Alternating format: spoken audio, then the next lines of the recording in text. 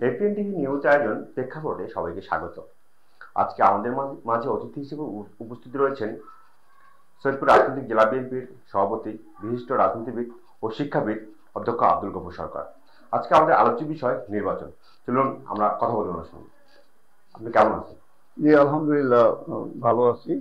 আমি এই সন্ধ্যায় সকলকে স্বাগতম জানাচ্ছি। আমার প্রথম প্রশ্ন হচ্ছে, বর্তমান রাজনৈতিক পরিস্থিতিতে বিএনপির অবস্থান কেমন আপনি মনে করছেন? আপনারা জানেন যে দীর্ঘদিন এদেশে নির্বাচন হয়নি। দীর্ঘ 16 বছর আমরা একটি দলের নিপীড়ন, নির্যাতন, জেল, খুন, গুম, হত্যা মামলা, এমনকি আয়নাঘরের এই যে নিপীড়নের মধ্যে ছিলাম। মানুষ দীর্ঘদিন ভোট দেওয়ার কোনো সুযোগ পায়নি। আমরা দাবি করেছিলাম যে 2025 সালের ডিসেম্বরের মধ্যে নির্বাচন অনুষ্ঠিত হোক, কিন্তু বর্তমান এই উপদেষ্টা সরকার আগামী 2026-এর ফেব্রুয়ারিতে এই নির্বাচন অনুষ্ঠানের জন্য তারা প্রতিশ্রুতি দিয়েছে বা আশ্বাস দিয়েছে, নিশ্চিত করেছে যে নির্বাচনটা অনুষ্ঠিত হবে। সে ব্যাপারে আমরা নির্বাচনের জন্য প্রস্তুতি গ্রহণ করেছি সারা দেশে। আমি দেখেছি যে সৈয়দপুর এবং কিশোরগঞ্জ, এটা নীলফামারী 4 আসন, এই এলাকায় আমরা যোগাযোগ করেছি। একেবারে ইউনিয়ন ওয়ার্ড থেকে আরম্ভ করে সৈয়দপুর শহর, কিশোরগঞ্জ শহর, সর্বত্র মানুষকে দেখেছি যে একটা উৎসব মুখর অবস্থায় আছে। মানুষ চায় যে দীর্ঘদিন তারা ভোটের অধিকার থেকে বঞ্চিত ছিল। আগামী যে নির্বাচন হবে, এই নির্বাচন অবাধ, সুষ্ঠু, নিরপেক্ষ একটি নির্বাচন হবে। সেই নির্বাচনে মানুষ নিজ নিজ মতামত প্রকাশ করার একটা সুযোগ পাবে। সেই জন্য আমরা মনে করি যে মানুষ নির্বাচনের জন্য উৎসব মুখর। সেদিক থেকে বিএনপিরও প্রস্তুত আছে। আমরা জানেন যে আমরা একটি অবাধ, নিরপেক্ষ একটি নির্বাচনের দাবি আমাদের দীর্ঘদিনের দাবি ছিল। আজকে এই অবাধ নিরপেক্ষ নির্বাচন এতে অনুষ্ঠিত হবে এবং এর জন্য আমাদের দলের থেকে প্রস্তুতি নেওয়া আছে। আমাদের নির্দেশ দেওয়া হয়েছিল আমাদের সংগঠনগুলো, বিশেষ করে ওয়ার্ড পর্যায়ে, ইউনিয়ন পর্যায়ে, উপজেলা পর্যায়ে, পৌরসভা পর্যায়ে এবং কি জেলা পর্যায়ে আমরা এগুলোকে পুনর্গঠিত করেছি, এবং যাতে নির্বাচন হলে আমরা তড়িৎ গতিতে সাধারণ মানুষের কাছে পৌঁছতে পারি, আমাদের দলের বার্তা নিয়ে যেতে পারি, সেরকম প্রস্তুতি আমাদের আছে বা চলছে। এখনো গণসংযোগ আমরা করতেছি। আমি বিশ্বাস করি যে আগামী যে নির্বাচন হবে, আমাদের দল বা আমরা সৈয়দপুর কিশোরগঞ্জের যে প্রস্তুতি নিয়েছি, শুধু সৈয়দপুর কিশোরগঞ্জ বলবো না, সারা দেশে বিএনপির যে প্রস্তুতি, তাতে আমার বিশ্বাস যে বিএনপি আগামী নির্বাচনে ভালো ফলাফল করবে। আপনার জাতীয় নির্বাচনে কৌশলটা কেমন হতে পারে বিএনপির? জাতীয় নির্বাচনে ইতিমধ্যে আপনারা জানেন যে বিগত দিনে যে সমস্ত দল শরিক ছিল আমাদের, তাদেরকে কিছু আসন ছেড়ে দেওয়ার কথা। ইতিমধ্যে আমাদের দলের ভারপ্রাপ্ত চেয়ারপারসন জনাব তারেক রহমান সাহেব ঘোষণা দিয়েছেন যে আমরা 200 আসন আমাদের বিএনপির জন্য নির্ধারিত রেখে 100 আসন ছাড় দিতে পারে। এ ব্যাপারে তাদের বিচার বিশ্লেষণ অথবা দলগুলোর সঙ্গে আলাপ আলোচনা চলছে, এবং আমাদের যে 200 আসনের কথা বলেছেন, এই 200 আসনে যাদেরকে বিভিন্নভাবে এদেরকে নির্বাচন করেছেন, আপনারা জানেন যে জনসমর্থন সহ এই মানুষ স্ব যে আসনে কাকে বেশি পছন্দ করে, কার গ্রহণযোগ্যতা বেশি, কার রাজনৈতিক অভিজ্ঞতা বেশি, বিগত দিনে যে আন্দোলন সংগ্রামে কার ভূমিকা বেশি ছিল, এই সব বিবেচনা করে বিভিন্ন পর্যায়ে তারা তথ্য সংগ্রহ করে তারা ফাইল করেছে, এবং সেই ফাইল বিবেচনা করে ইতিমধ্যে গ্রিন সংকেত, যেটাকে বলছি আমরা সবুজ সংকেত, অর্থাৎ ভারপ্রাপ্ত চেয়ারম্যান মহোদয় সংশ্লিষ্ট আসনের যাদেরকে আগামী দিনে মনোনয়ন দিবেন, তাদের সঙ্গে কথা বলে মাঠে সবাইকে সঙ্গে নিয়ে কাজ করার জন্য নির্দেশ দিয়েছেন। আমি মনে করি যে তার নির্দেশ অনুযায়ী আমরাও সৈয়দপুর এবং কিশোরগঞ্জে সর্বত্র যোগাযোগ করছি, আমরা নির্বাচনে প্রস্তুতি গ্রহণ করছি। ইতিমধ্যে আমরা সেন্ট্রাল কমিটি করার প্রস্তুতি নিচ্ছি, যাতে আমাদের, আপনারা জানেন যে আমাদের সৈয়দপুরে 5টা ইউনিয়ন, 45টা সেন্টার, সৈয়দপুর পৌরসভায় 15টা ওয়ার্ডে, এখানেও প্রায় 65টা সেন্টার, এবং কিশোরগঞ্জে 9টা ইউনিয়ন, সেখানে 9টা ইউনিয়ন, 81টা ওয়ার্ড, 81টা সেন্টার। এই সব সেন্টারে সেন্টার কমিটি করার জন্য আমরা প্রস্তুতি নিয়েছি। সেখানে বিএনপি, যুবদল, ছাত্রদল, আমাদের স্বেচ্ছাসেবক দল, মহিলা দল, তাঁতি দল, কৃষক দল, শ্রমিক দল সহ সংশ্লিষ্ট এলাকার যারা ভোটে উৎসুক অথবা বিএনপির সমর্থক, এই সমস্ত লোকের সমন্বয়ে আমরা সেন্টার কমিটি করার নির্দেশ দিয়েছি। বেশ কয়েকটি জায়গায় আমরা সেন্টার কমিটি করে ফেলেছি। আমি ব্যক্তিগতভাবে গণসংযোগ করছি, বিভিন্ন ভাগের সভা সমাবেশ, আমাদের কর্মী সমাবেশ, আমাদের সংগঠনগুলোর যারা নেতৃত্বে আছে তাদের নিয়ে আমরা আলোচনা করছি, দিক নির্দেশনা দিচ্ছি কোথায় কিভাবে কাজ করতে হবে। এইভাবে আমরা নির্বাচনের প্রস্তুতি গ্রহণ করছি। আশা করছি যে আগামী যে নির্বাচন হবে সৈয়দপুর কিশোরগঞ্জে আমরা একটা ভালো ফলাফল করব। এবং অতীতে যে সংখ্যক ভোট আমরা পেয়েছিলাম এই সৈয়দপুর কিশোরগঞ্জে, আমাদের 2-3 বার বিএনপির মনোনীত প্রার্থী এখানে জয়লাভ করেছে। আগামী যে 2026-এর ফেব্রুয়ারিতে যে নির্বাচন হবে, আমরা মনে করি অতীতের চেয়েও অধিক সংখ্যক ভোটে আমরা নির্বাচিত হব, এটাই আমাদের প্রত্যাশা। প্রার্থী বাছাইয়ের ক্ষেত্রে আপনার কি ধরনের কৌশল অবলম্বন করছে, আপনার কাছে কেমন কি মনে হয় যে প্রার্থী বাছাইয়ের ক্ষেত্রে কাকে নমিনেশন দিবে আসলে কেন্দ্র? প্রার্থী বাছাই কৌশল হিসেবে আপনি বললেন যে প্রত্যেকটা যে আসন, সেই আসনে আমাদের দলের পক্ষ থেকে বিভিন্নভাবে মাঠ পর্যায়ে যাচাই বাছাই হয়েছে, বিভিন্ন তথ্য তারা সংগ্রহ করেছে। এই বিভিন্ন তথ্য মাঠ পর্যায়ে যাচাই বাছাই, জনসমর্থন, বিগত আন্দোলন সংগ্রামে তাদের ভূমিকা, সবগুলোকে বিবেচনা করে প্রার্থী নির্বাচন করা হচ্ছে। আমরা দেখছি যে এই আসনে এই দুটো গুরুত্বপূর্ণ আসন, তো জামাতের একক প্রার্থী এবং আপনাদের বহুদলীয় সমর্থন মানে চাচ্ছে আর কি যে তারা নির্বাচন করতে চায়। তো যদি আপনারা নির্বাচিত হন এবং সুষ্ঠু এবং অবাধ নির্বাচন হয়, সেক্ষেত্রে ফলাফল কেমন হতে পারে আপনার মনে হয়? আমরা আমাদের দল থেকেও বেশ কয়েকজন প্রার্থী মনোনয়ন প্রত্যাশী ছিল বা এখনো আছে। তারা বিশ্বাস করে যে গণসংযোগ করে দল যদি বিবেচনা করে তারা মনোনয়ন পেতে পারে, এরকম আশা করে তারা। তবে দল যাকে নির্বাচন করবে, যাকে মনোনয়নটা দিবে, তার হয়ে সম্মিলিতভাবে সবাই আগামী দিনে আমরা কাজ করব। এবং আমরা সম্মিলিত কাজ করলে আমি বিশ্বাস করি যে জনমতটা আমাদের পক্ষে থাকবে এবং নির্বাচনের ফলাফলটা বিএনপির পক্ষে তথা ধানের শীষের পক্ষে, অথবা আমাদের বর্তমান দেশনেত্রী বেগম খালেদা জিয়ার পক্ষে এবং ভারপ্রাপ্ত চেয়ারম্যান তারুণ্যের যে আমরা অহংকার বলছি আগামী দিনের রাষ্ট্রনায়ক তারেক রহমান, তার পক্ষে হবে, এটাই আমি বিশ্বাস করি। এই আসনটি দীর্ঘদিন থেকেই আমরা দেখি যে অবহেলিত একটি আসন, গুরুত্বপূর্ণ আসনগুলো অবহেলিত। যদি আপনারা নির্বাচিত হন বা বিএনপি যদি সরকার গঠন করে, সেক্ষেত্রে কি ধরনের রূপরেখা থাকবে কর্মসংস্থান বৃদ্ধি, উন্নয়ন এবং জনগণের সমস্যা নিরসনে বিএনপির? নিশ্চয়ই, এটি একটি ভালো প্রশ্ন করেছেন। আমাদের এই উত্তর অঞ্চলে সৈয়দপুর একটি গুরুত্বপূর্ণ শহর, সৈয়দপুর এবং কিশোরগঞ্জ উভয় একটি গুরুত্বপূর্ণ এলাকা। সৈয়দপুর গুরুত্বপূর্ণ, বিশেষ করে রেলওয়ে শহর হিসেবে গুরুত্বপূর্ণ। এখানে পুরো আমরা পাকিস্তান আমলে দেখেছি প্রায় 14-15 হাজার কর্মচারী কাজ করত এবং সমস্ত রেলের যন্ত্রাংশ এখানে উৎপাদন হতো, রেলের ইঞ্জিন সহ, রেলের প্যাসেঞ্জার এবং মাল ট্রেনের যে বগি, এগুলো মেরামত বা নির্মাণ করা হতো।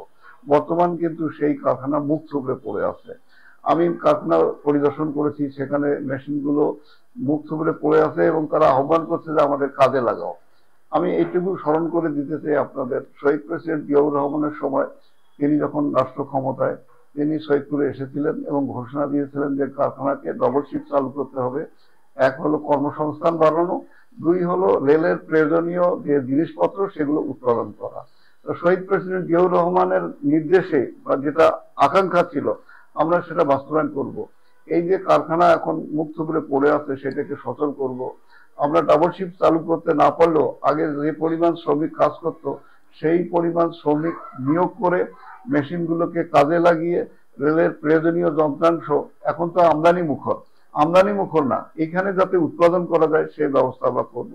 আমি একটি কথা বলতে চাই, আমাদের 31 দফা কর্মসূচিতে ভারপ্রাপ্ত চেয়ারম্যান মহোদয় এলইডিতে আমাদের সঙ্গে সংযোগ করছিলেন।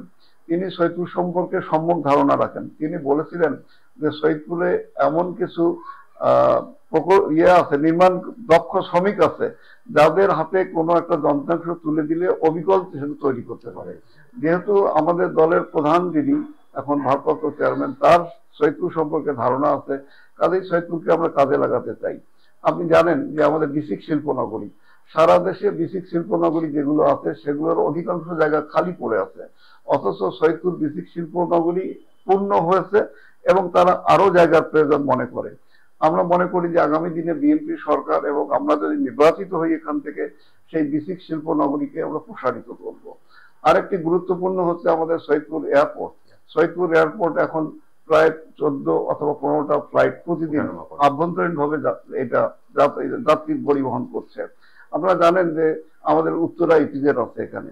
এই উত্তরা ইপিজেডে বিভিন্ন দেশের শ্রমিক বা কারখানা এখানে স্থাপন হয়েছে এবং সেখানে উৎপাদিত মালামালগুলো বিদেশে রপ্তানি করা হয়। প্রতিদিন বিদেশ থেকে যাত্রী এখানে আসা যাওয়া করে। সেই ক্ষেত্রে এই এয়ারপোর্টটাকে সম্প্রসারণ করার একটা পরিকল্পনা বিগত দিনে নেওয়া হয়েছিল, এখন সেটা স্থগিত হয়ে পড়ে আছে। জমি অধিগ্রহণ করে আমরা এয়ারপোর্টটা সম্প্রসারণ করে এটা আঞ্চলিক হাবে পরিণত করতে চাই। আঞ্চলিক হাবে পরিণত করতে পারলে আমাদের পার্শ্ববর্তী দেশ, আপনি বলেন ভারত, নেপাল, ভুটান সহ, এমনকি চীন আমাদের অত্যন্ত কাছাকাছি, সেই চীনের অনেক প্রজেক্ট এখন আমাদের দেশে, তাহলে তারা যাতায়াত করতে পারবে এবং পরিবহনের সুযোগ সুবিধা এখানে পেতে পারে। সুতরাং এই এয়ারপোর্টটা আমরা, যেটা শহীদ প্রেসিডেন্ট জিয়াউর রহমান উদ্বোধন করেছিলেন, সেটা বিএনপির সরকার অথবা আমরা এখানে নির্বাচিত হলে এয়ারপোর্টের গুরুত্ব বিবেচনা করে সরকারের দৃষ্টি আকর্ষণ করে এটাকে সম্প্রসারিত করব এবং আঞ্চলিক হাবে পরিণত করব। কিশোরগঞ্জের কথা বলি, কিশোরগঞ্জ একটি কৃষি উৎপন্ন, বেশি বেশি সেখানে কৃষি উৎপাদন হয়, বিশেষ করে আলু, আদা এবং অন্যান্য শাকসবজি। এইগুলো আমরা দেখেছি বিগত দিনে যে আলু তারা যেটা উৎপাদন করে, সেই উৎপাদিত আলুটা সংরক্ষণের জায়গা থাকে না, অর্থাৎ কোল্ড স্টোরেজের সংখ্যা কম। আগামীতে আমরা কোল্ড স্টোরেজের সংখ্যা বাড়িয়ে উৎপাদিত ফসলাদি কৃষক যাতে সংরক্ষণ করতে পারে এবং তাদের ন্যায্য মূল্য যাতে পায় তার ব্যবস্থা আমরা করতে চাই। যোগাযোগে আমাদের কিছু অপ্রতুলতা আছে, আমরা যোগাযোগ ব্যবস্থা সুন্দর করতে, যেখানে পুল কালভার্ট দরকার সেখানে পুল কালভার্ট নির্মাণ করব, যেখানে ব্রিজ দরকার সেখানে ব্রিজ নির্মাণ করব। সবচেয়ে বড় সমস্যা এটা আপনারা জানেন যে আমরা পানির ন্যায্য হিসা ভারত থেকে আমরা পাচ্ছি না। আমাদের সরকার এবং আমাদের দাবি হবে পানির ন্যায্য হিসা আদায় করে আমাদের যে তিস্তা প্রজেক্ট এর নালা বা খাল এখানে প্রবাহিত হয়েছে, সেই খালগুলোতে পানি সেচ করে ফসল উৎপাদনে যাতে কাজে লাগে সেই ব্যবস্থা আমরা করব। প্রভূত এরকম সৈয়দপুর শহরে আরো সম্প্রসারণ করার দরকার। বিশেষ করে সৈয়দপুর এই পৌরসভাটা 1 নম্বর পৌরসভা, কিন্তু এখন যানজট এক পরিণত হয়েছে, লোক সংখ্যা অধিক হয়েছে। রেলের যে জমি, উদ্বৃত্ত জমি, এটার একটা সেটেলমেন্ট দরকার। এই রেলের জমিতে যারা বসবাস করে তাদের কিভাবে সেটেলমেন্ট দেওয়া যায় সে বিষয়ে আমরা কাজ করব। আমরা সবসময় সৈয়দপুর এবং কিশোরগঞ্জের মানুষ যাতে শান্তিতে বসবাস করতে পারে, মানুষ যাতে তাদের স্বাধীনতা পায়, ব্যবসা বাণিজ্য করতে পারে সুন্দরভাবে, যাতায়াত যাতে সুন্দর ব্যবস্থা হয়, এই সব ব্যাপারে আমরা কাজ করব। আমরা চাই যে সৈয়দপুর একটা শিল্পের শহর হোক। আরেকটি দিক আপনাদের নজরে আনি, সৈয়দপুর কিন্তু শিক্ষা নগরীতে আমরা পরিণত করতে চেয়েছি। এখানে বাউস্ট হয়েছে ইউনিভার্সিটি, আমাদের মেডিকেল একটি কলেজ হওয়ার কথা, আমাদের এই মেডিকেল কলেজ যাতে হয় রেলের জায়গায়, সেজন্য আমরা সহায়তা দিব। আমাদের বিশেষ কয়েকটি শিক্ষা প্রতিষ্ঠান আছে, আমরা যেমন বিজ্ঞান কলেজ, আমাদের সৈয়দপুর কলেজ এটি গভর্নমেন্ট কলেজ, আমাদের গার্লস স্কুল এটি গভর্নমেন্ট গার্লস স্কুল। আপনারা দেখেন বরাবর এই সৈয়দপুরের ছেলেমেয়েরা ভালো ফলাফল করে। এখানে শুধু সৈয়দপুর কিশোরগঞ্জের ছেলেমেয়েরা পড়াশোনা করে তা না, এখানে আমরা দেখেছি যে বৃহত্তর দিনাজপুর, রংপুর বিভাগের ছেলেমেয়েরা এখানে লেখাপড়া করে। সুতরাং তাদের আবাসিক সুবিধা, লেখাপড়া বাড়ানো, এই ব্যবস্থা আমরা করব। মহিলা কলেজ, আমাদের সৈয়দপুরে একটি মহিলা কলেজ, এটি আমি 1981 সালে প্রতিষ্ঠিত করেছিলাম, আমি অধ্যক্ষ ছিলাম। সেই মহিলা কলেজ আমরা আরো এর শ্রী বৃদ্ধি করতে চাই, প্রয়োজনে ওইটা অনার্স কলেজ করতে চাই। এই সব সুবিধা অর্থাৎ শিক্ষা দিকেও আমরা প্রসার ঘটাবো, সৈয়দপুরকে শিক্ষানগরী, পরিপূর্ণ একটা শিক্ষানগরীতে পরিণত করতে চাই, যাতে আমাদের এই অঞ্চলের সব ধরনের ছাত্র, হতদরিদ্র হোক আর মেধাবী হোক, তারা সবাই যেন লেখাপড়া শিখে একটা ভবিষ্যতে তাদের কর্মসংস্থান পেতে পারে। এইসব চিন্তা বা এই সমস্ত প্রকল্প আমরা হাতে নিয়েছি, এগুলো কাজে লাগাবো বলে আমি বিশ্বাস করি। আপনি যেহেতু একজন সম্ভব প্রার্থী নির্বাচন করবেন, তো আমাদের সৈয়দপুর কিন্তু শিক্ষা নগরী এবং শিল্পের দিক থেকে অনেক সমৃদ্ধ, পাশাপাশি ক্রীড়াঙ্গনেও কিন্তু খুব ভালো ভূমিকা রাখে। তো আমাদের সৈয়দপুরে কিন্তু ভালো মানের স্টেডিয়াম এখন পর্যন্ত দৃশ্যমান না। তো আসলে এই বিষয়টা আপনারা নজরে আনবেন? নিশ্চয়ই এই ক্রীড়ার বিষয়টা নজরে আনতে চাই। আমাদের যে একটা ক্রীড়ার জন্য যে মাঠ আছে, সেখানে কিন্তু এখনো গ্যালারি হয়নি, মাঠটা অসম্পূর্ণ আছে। আমরা এখানে ক্রিকেট, ফুটবল এবং অন্যান্য খেলা এখানে আয়োজন করতে পারি। সেই মাঠটা যাতে আমরা এখানে স্টেডিয়ামটা যাতে পরিপূর্ণ হয়, এইটার ব্যবস্থা আমরা করব অবশ্যই। কারণ আমরা দেখেছি যে কিশোরগঞ্জের মতো জায়গাও স্টেডিয়াম হয়েছে, নীলফামারীতে স্টেডিয়াম হয়েছে, সৈয়দপুর গুরুত্বপূর্ণ জায়গা। এখানে ক্রিকেট খেলোয়াড় আছে যারা স্বনামধন্য, দেশ এবং বিদেশে খেলেছে। ফুটবল প্লেয়ার এখানে আছে যারা বিদেশে সুনাম অর্জন করেছে। আমরা নিশ্চয়ই ভুলে যাইনি যে আমাদের সামাদ, যাকে বিশ্বে আলোচিত একজন ফুটবল খেলোয়াড়। সুতরাং সৈয়দপুরে এটার একটা বিশাল সুযোগ আছে, যদি আমরা তাদেরকে ইয়ে করার জন্য, তাদের তাদের খেলাধুলার জন্য যাতে তারা ইয়া করতে পারে, অংশগ্রহণ করতে পারে, তার ব্যবস্থা করা। সেই ক্ষেত্রে স্টেডিয়াম সহ আমাদের বেশ কয়েকটি মাঠ আছে, যেমন 5 স্টার মাঠ। এই 5 স্টার মাঠটাকেও সমৃদ্ধশালী করা দরকার। আমাদের সৈয়দপুর হাই স্কুল মাঠ, এটাও একটা বড় মাঠ। এই মাঠগুলোকেও কাজে লাগানো যেতে পারে। আগামী দিনে আমরা বা আমাদের সরকার হলে এই ক্রীড়াঙ্গনে যাতে খেলোয়াড়রা নির্বিঘ্নে নিশ্চিন্তে খেলাধুলা করতে পারে, তার ব্যবস্থা অবশ্যই আমরা করব। আমাদের সৈয়দপুরে যেহেতু বিমানবন্দর, রেলওয়ে কারখানা সহ রেল এখান থেকে কিন্তু যাতায়াত করে বিভিন্ন রুট, এবং সড়ক যোগাযোগ ব্যবস্থা খুবই ভালো। তো আমরা দীর্ঘদিন থেকে দেখতেছি যে আমাদের যে নাইট কোর্সগুলো, যারা ঢাকামুখী দূরপাল্লার, এখানে কিন্তু স্থায়ীভাবে কোনো বাস স্ট্যান্ড বা বাস টার্মিনাল নাই। তো শীতের সময় বিশেষ করে মহিলারা ভোগান্তি শিকার। সেই জায়গা থেকে আপনার যদি সরকারে আসেন বা যদি এমপি হিসাবে, নিশ্চয়ই সৈয়দপুর থেকে ঢাকা, চট্টগ্রাম, এমনকি কক্সবাজার, এদিকে খুলনা, ওইদিকে বরিশাল, পটুয়াখালী, এদিকেও লোক যাতায়াত করে এখান থেকেই, প্রতিনিয়ত যাত্রী বহন করছে। আমাদের এটা ঠিকই যে নাইট কোচ গুলোর নির্দিষ্ট কোনো বাস স্ট্যান্ড নাই। আমাদের একটা বাস স্ট্যান্ড আছে, সেটা আভ্যন্তরীণ এবং এটা শহরের বাইরে। সেই বাস স্ট্যান্ডটাও এখন দুর্দশাগ্রস্ত। সেখানে দেখা গেছে খাল বিল খনাখন্দকে পরিণত হয়েছে। আমরা বাস স্ট্যান্ডের যে ভবন, সেই ভবনটাও জরাজীর্ণ অবস্থায় আছে। এই ভবন সম্প্রসারণ করব, বাস স্ট্যান্ডটা সুন্দর একটা অবস্থানে ফিরিয়ে নিয়ে আসবো। আর একটা সুযোগ আছে, আমাদের যেখানে স্টেডিয়াম, সেখানে যদি আমরা নাইট কোচ গুলো ওখান থেকে যাত্রা এবং পরবর্তীতে যদি করতে, মানে যারা রাত্রিকালে আসে তাদের যদি ব্যবস্থা করতে পারি, তাহলে আমার মনে হয় যে আমরা নাইট কোচ দিয়েও আমার ভালো সুযোগ সুবিধা যাত্রীদের বা পরিবহনে আমরা দিতে পারবো। এই সমস্ত পরিকল্পনা আছে। কারণ আপনি জানেন যে সৈয়দপুর শহর একেবারে ঘিঞ্জি শহরে পরিণত হয়েছে।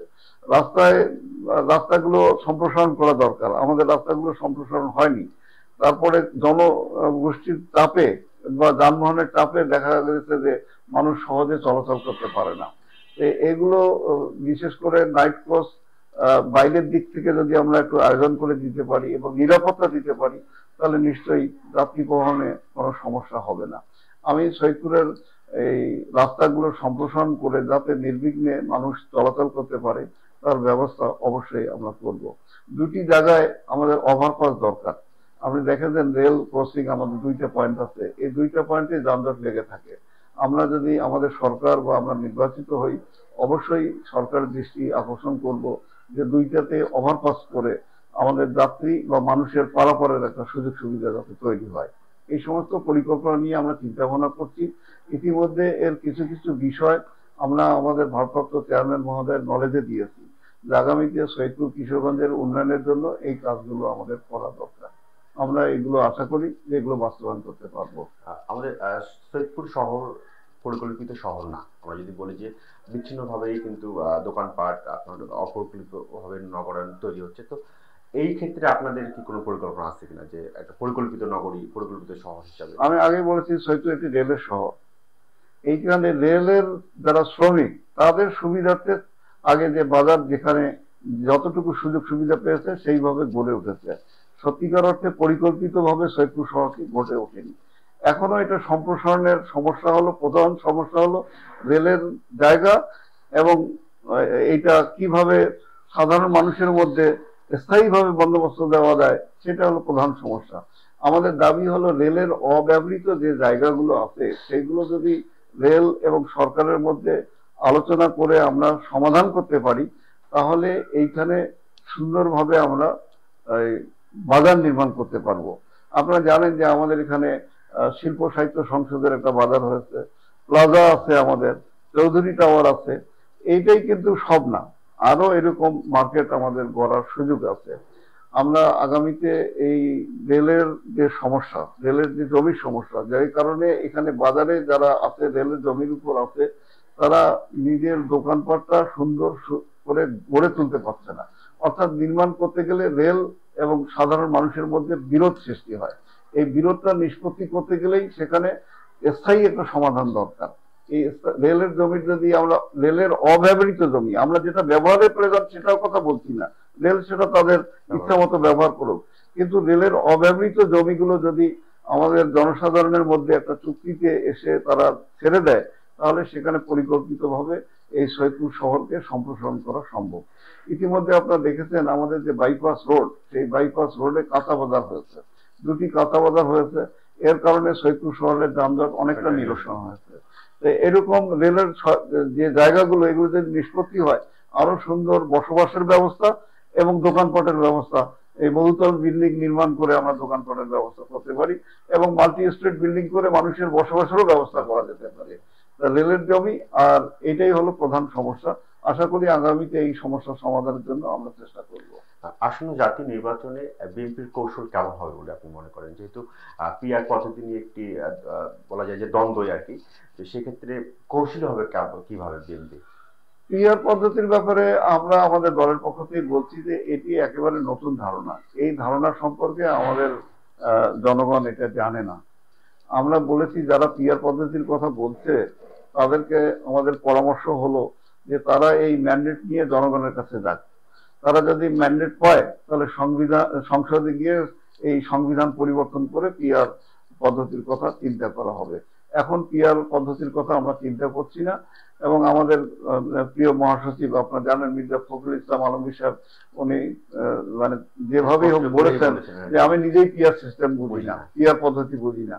তা আমাদের মহাসচিব যখন পিআর পদ্ধতি বোঝে না, সাধারণ মানুষ তো পিআর পদ্ধতি শোনেনি, এটা মানুষের কাছে যায়নি। এটা কিছু কিছু দল নির্বাচনকে ব্যাহত করার জন্য এইসব ধোঁয়া তুলে এই নির্বাচন প্রলম্বিত করতে চায় অথবা দেরি করতে চায়, এরকম একটা কৌশল বা এরকম একটা ষড়যন্ত্র তারা করছে। আমরা মনে করি সকল ষড়যন্ত্র ভেদ করে আগামী 2026-এর ফেব্রুয়ারিতে জাতীয় সংসদ নির্বাচন আমাদের যে পদ্ধতিতে হতো সাধারণ মানুষের গণভোটে, সেই গণভোটে জাতীয় সংসদ নির্বাচন অনুষ্ঠিত হবে। বিভিন্ন বিশ্ববিদ্যালয়ের ছাত্র সংসদের নির্বাচন হয়ে গেল, তো এখানে আমরা দেখি যে বলা যায় যে বিএনপি সমর্থিত ছাত্রদের একটা ভরাডুবি, এটা আপনার জাতীয় রাজনীতিতে মানে কোনো সতর্ক বার্তা কিনা, আপনার কাছে কি মনে হয়? এই ব্যাপারে আমরা বলতে চাই, আপনারা তো জানেন যে দীর্ঘ 16 বছর আমরা দাঁড়াতেই পারিনি। আমরা সৈয়দপুর শহরেও ছোটখাটো একটা প্রোগ্রাম করতে গিয়ে আমরা যদি 50 জন থাকি, 150 জন পুলিশ থাকে। আপনারা দেখেছেন বা আপনাদের জানার জন্য আমি বলি যে বিগত আন্দোলন সংগ্রামে যখন কিছু লোক আমাদের যারা আন্দোলন সংগ্রাম করেছিল তাদের যখন গুলি করে হত্যা করা হয়েছিল, আমরা গায়েবী জানাজা করার জন্য একটা প্রোগ্রাম নিয়েছিলাম। সেই গায়েবী জানাজায় অল্প সংখ্যক লোকজন উপস্থিত হয়েছিল। আমরা যে মাওলানাকে ডাকবো, আমাদের দলের যারা ছিল তারাও আসতে ভয় পায়, কারণ আমরা যতজন তাতে অনেক বেশি বেশি পুলিশ, এবং তারা হুমকি ধুমকি দিচ্ছে যে এইটা করলে আমাদের অ্যারেস্ট করা হবে। সেই ভয়ে কেউ আসেনি। যে কারণে আপনি জানেন যে বাধ্য হয়ে আমি জানাজা সেখানে ইমাম হিসেবে দায়িত্ব পালন করেছি, নির্ভয়ে এবং ইয়াতে মানুষকে আশ্বস্ত করেছি। এরকম পরিস্থিতিতে ছাত্ররা তো কোথাও দাঁড়াতে পারেনি। আমাদের যে ছাত্র সংগঠন, ছাত্রদল, এটা একটা শক্তিশালী সংগঠন। বিগত দিনে দেখেছেন যে আমরা ঢাকা বিশ্ববিদ্যালয়, চট্টগ্রাম বিশ্ববিদ্যালয় কিংবা রাজশাহী বিশ্ববিদ্যালয় ছাত্র দলেই সংসদ নির্বাচনে জয়ী হতো। কিন্তু দীর্ঘদিন এই যে বঞ্চনা বা ছাত্ররা যখন দাঁড়াতে পারেনি, যে কারণেই এই সাময়িকভাবে আমাদের ঢাকা বিশ্ববিদ্যালয় বলেন অথবা জাহাঙ্গীরনগর বিশ্ববিদ্যালয় বলেন কিংবা রাজশাহী বা চট্টগ্রামের কথা বলেন, সেখানে কিছুটা ছাত্রদল একটু পিছিয়ে আছে। কিন্তু ছাত্রদল যে নেই এ কথা না, ছাত্রদল আছে। হয়তো আগামী দিনে তারা সংগঠিত হয়ে এই অচিরেই ভালো ফলাফল করবে। এবং আমি বিশ্বাস করি এই যে ফলাফল, এই একটা শিক্ষা প্রতিষ্ঠানের ফলাফল দিয়ে দেশের নির্বাচন কখনো কিন্তু মূল্যায়ন করা যায় না। দেশের গণমানুষ কিন্তু বিশ্ববিদ্যালয়ে পড়ে না, কিছু ছাত্র পড়ে। ছাত্ররা তো নির্বাচনে এসে গণমানুষের ভূমিকা পালন করবে না। গণ বা সাধারণ মানুষ যে ভূমিকা পালন করবে তাদের কাছে এই বিশ্ববিদ্যালয়ের যে ফলাফল এটার কোনো প্রভাব বিস্তার করবে বলে আমি বিশ্বাস করি না। যেহেতু তরুণ ভোটাররাও অনেক, তো ছাত্ররা যারা তারাও কিন্তু অনেক তরুণ, এবং এখন যেহেতু জিএনজির যুগ চলছে, তো সে জায়গা থেকে কি এটা কি অশুভ সংকেত যে আসলেই ছাত্রদের সমর্থনে? আমি এটা মোটেও মনে করি না। এই জন্য আবার বলছি, পুনরাবৃত্তি করতে চাই যে বিষয়টা আপনি দেখেন, ছাত্রদের যদি পার্সেন্টেজ হিসাব করেন আপনি, এই টোটাল জনসংখ্যার কত পার্সেন্টেজ এটা ছাত্র, এই ছাত্র সংখ্যাটা অত্যন্ত নগণ্য হবে। এই নগণ্য সংখ্যক ছাত্র দিয়ে বা তাদের ফলাফল দিয়ে একটা বিশাল প্রভাব পড়বে নির্বাচনের উপর, এটা কখনোই না। সাধারণ মানুষ এখানে ওই বিশ্ববিদ্যালয়ে কি হচ্ছে না হচ্ছে আপনি নিয়ে খোঁজ নিয়ে দেখেন যে আমাদের প্রত্যন্ত অঞ্চলে বা গ্রাম অঞ্চলে এই ব্যাপারে তারা ওয়াকিবহালই নয়, তারা ওইদিকে জানেই না। আমরা যারা পেপার পত্রিকা পড়ি বা একটু সজাগ রাজনীতির থেকে, তা আমরা একটু খবর রাখতেছি যে ইয়াস ওখানে আমাদের ছাত্রদল ফলাফল কিছুটা ঘাটতি করেছে। এটাতে রাজনীতিতে অথবা নির্বাচনে প্রভাব ফেলবে এটা আমি মোটেও মনে করি না। আমাদের সর্বশেষ প্রশ্ন, তো আপনি আমরা দেখেছি যে বিভিন্ন গণমাধ্যমে এবং ফেসবুকে যে আপনি সবুজ সংকেত পেয়েছেন, এরকম একটা বার্তা ছিল। তো অন্য কেউ কিন্তু মাঠে কাজ করছে, অন্যরা কিন্তু মাঠে কাজ করছে, যদি অন্য কেউ নমিনেশন পায় সেক্ষেত্রে আপনার অবস্থানটা কেমন হবে? আমি এখানে এই দুদিন আগে আমাদের জেলা বিএনপির একটা সভা হয়েছে, আমরা আহত সবাই সেখানে বলছি যে আমাদের দলের ভারপ্রাপ্ত চেয়ারম্যান মহোদয় সরাসরি টেলিফোন করে আমাকে নির্দেশ দিয়েছেন যে সৈয়দপুর কিশোরগঞ্জে ধানের শীষ নিয়ে এবং সকলকে সঙ্গে নিয়ে কাজ করার জন্য।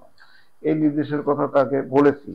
এটা যদি কোনোভাবেই চূড়ান্ত মনোনয়ন না হয়, তাহলে যাকে মনোনয়ন দিবে চূড়ান্ত হবে আমরা সবাই মিলে তার সঙ্গে কাজ করব, এতে কোনো সংশয় বা কোনো দ্বিধা নাই। দলীয় সিদ্ধান্তের বাইরে দলীয় সিদ্ধান্তের বাইরে যাওয়ার কোনো সুযোগ নাই। আর এ ব্যাপারে দলীয় একটা সিদ্ধান্ত আছে যে দলীয় সিদ্ধান্তের বাইরে কেউ যদি যায় তাহলে সে দলে থাকার তার কোনো সম্ভাবনা নাই। আমি একটা দৃষ্টান্ত আপনাদের বলি যে বিগত দিনে যে উপজেলা নির্বাচন হয়েছে, এই নির্বাচনে আমরা বয়কট করেছিলাম, কারণ এই নির্বাচনে অংশগ্রহণ করে আমাদের কোনো ফলাফল পাবো বলে আমরা আশাই করি না, কারণ সঠিক একটা নির্বাচনও হবে না এটাই আমরা বিশ্বাস করতাম। আমাদের দল থেকে সৈয়দপুরও একজন অংশগ্রহণ করেছিলেন, আমাদের দলের সঙ্গে সম্পৃক্ত ছিল, কিন্তু যখনই আমাদের দলের সিদ্ধান্তের বাইরে গিয়ে নির্বাচনে অংশগ্রহণ করেছেন দল থেকে তাকে বহিষ্কার করা হয়েছে। আগামী নির্বাচনেও যদি দলের সিদ্ধান্তের বাইরে কোনো প্রার্থী নির্বাচন করে বা করতে চায় তাহলে অবশ্যই তার দলে স্থান হবে না। এটা হচ্ছে আপনার দলীয়, এটা কঠোর দলীয় নির্দেশ। তারপর আমি সংযোগ করতে চাই, ইতিমধ্যে যারা দলীয় নির্দেশ অমান্য করে জনদুর্ভোগের যদি কোনো কারণ হয়ে থাকে তার ব্যাপারে দল কিন্তু ব্যবস্থা নিচ্ছে। তাদের দলীয় সিদ্ধান্ত খুব কঠোর হস্তে এগুলো দমন করা হবে। আমরা বিশ্বাস করি যে যারাই মাঠে থাকুক না কেন, আমরা তো আপাতত প্রাথমিকভাবে এটা বলেছে, চূড়ান্ত ভাবে যখন প্রার্থী নির্বাচন দিবে তাহলে সকল সদস্য যারা মনোনয়ন প্রত্যাশী সবাই মিলে আমরা একসঙ্গে মাঠে কাজ করব এবং আমরা বিশ্বাস করি যে সৈয়দপুর কিশোরগঞ্জে ধানের শীষের বিজয় আমরা নিয়ে আনবো। ধন্যবাদ। প্রিয় দর্শক, এতক্ষণ আমাদের মাঝে অতিথির সঙ্গে কথা বললাম, আমরা নির্বাচনী বিভিন্ন ধরনের আলোচনা করেছি। এই পর্যন্ত ভালো থাকবেন, সুস্থ থাকবেন, দেখা হবে অন্য কোনো অতিথির সঙ্গে। আল্লাহ হাফিজ।